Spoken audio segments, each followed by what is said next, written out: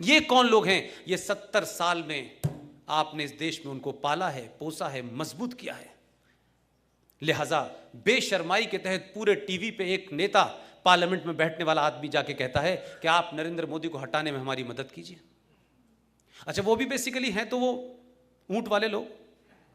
उन्होंने क्या किया? उन्होंने कहा हम करेंगे।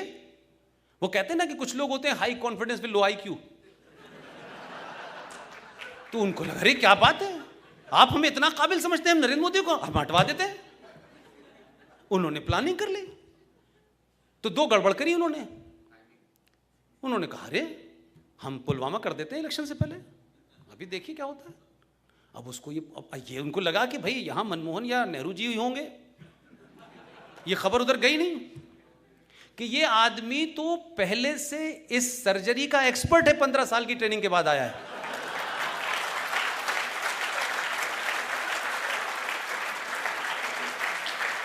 लिहाजा आपने क्या किया? आप बालाकोट में यहां करके चले गए, आपने यहां कर दी।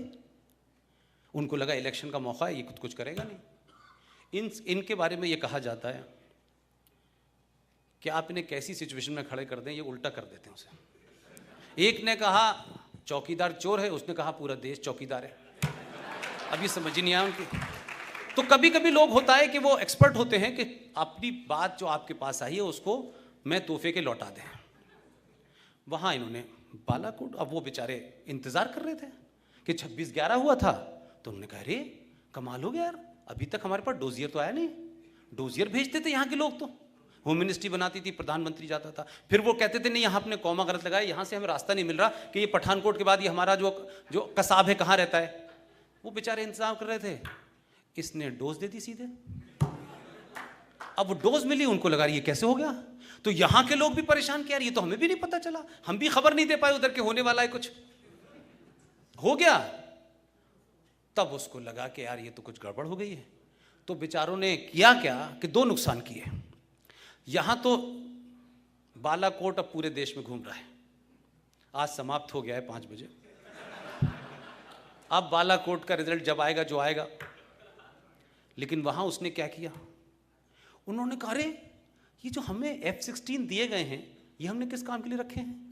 वो F-16 ऐसे में बैठ के भेजा किसी को जैसे वो टैक्सी चलाता है। वो बेचारे ने को F-16 लाए और अपने ही देश में गिरा दिया। वो अमेरिका कह रहा है कि तुम्हारी वजह से हमारी मार्केटिंग खराब हो गई, हमारा जहाज बिकना और बंद हो जाएगा। उसने कहा खबरदार, जो तुमने कहा कि हमने F-16 इस्तेमाल किया है। अब ना हंस पा रहे ना रो पा रहे, तो उधर से भी पिट रहे हैं, इधर से भी पिट रहे हैं। किसी भी देश में एक नेता के बदलने से, लीडर के बदलने से, क्रिकेट टीम के कैप्टन के बदलने से मिजाज बदल जाता है।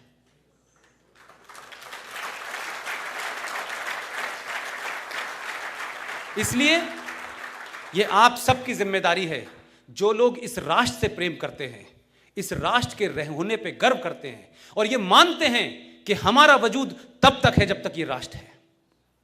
ये लोग सोचे कि ये रहे ना रहे, हम तो चले जाएंगे अमेरिका। तो अमेरिका से जब भगाया जाएगा तो कहां जाएंगे? आना तो है किसी ना किसी दिन, किसी ना कभी तो कभी ये दिन आएगा ना। तो आप अपने होने पे शर्म ना करें, अपने पे गौरव करें और 700 साल के पीरियड से आगे की दुनिया के बारे में सोचें कि उससे पहले क्या थे, और ये सोचें कि क्या कमियां थी हमारे अंदर कि हम 700 साल चोर, उठाई गिरे, लुच्चे लफंगों के बीच में आ गए और उनके गुलाम रहे। इस गलती को न दोहराएं और ये स्थिति बनाए रखें। और सरकार किसी की भी हो, 23 मई के बाद जो भी फैसला आए, आपका मूवमेंट कमजोर नहीं होना चाहिए, आपकी ताकत दिखती रहना चाहिए। कोई भी आएगा,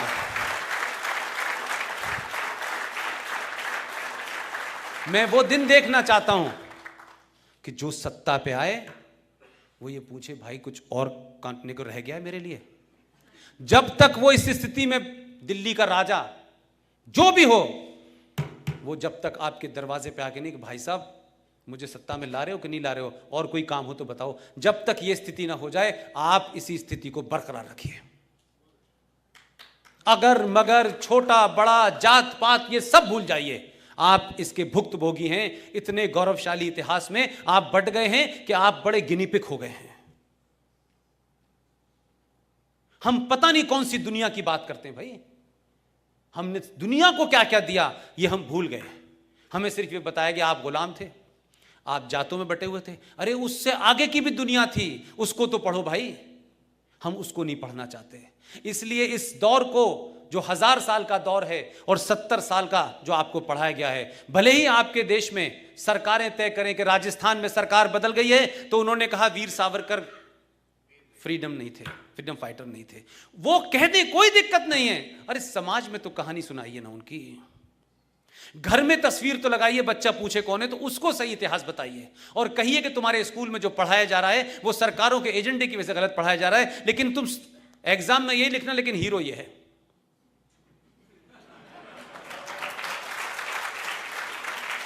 ये जिस दिन करना शुरू करेंगे, मुझे पूरी उम्मीद है, मैं आज के युवा पे बड़ा मेरा भरोसा है, जो मुझे कॉल्स आती हैं, जो मुझे कमेंट्स आते हैं, मैं आज के यूथ से बहुत ज़्यादा मुतमईन हूँ।